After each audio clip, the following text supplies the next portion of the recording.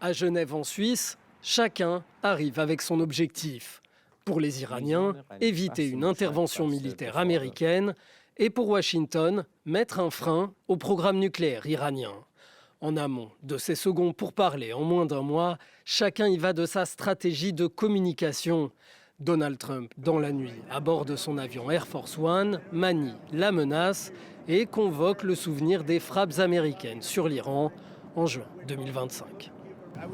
Les Iraniens sont de mauvais négociateurs. On aurait pu avoir un accord au lieu d'envoyer des bombardiers pour mettre hors service leur capacité nucléaire.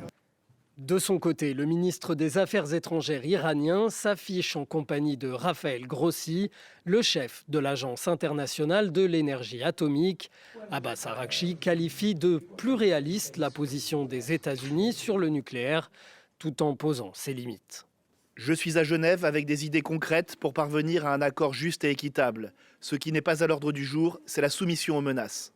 Et dans une allusion transparente à l'adage « si on veut la paix, il faut préparer la guerre », le régime iranien a diffusé ce lundi des images des gardiens de la révolution en exercice dans le détroit d'Ormuz pour faire face aux menaces sécuritaires et militaires selon Téhéran.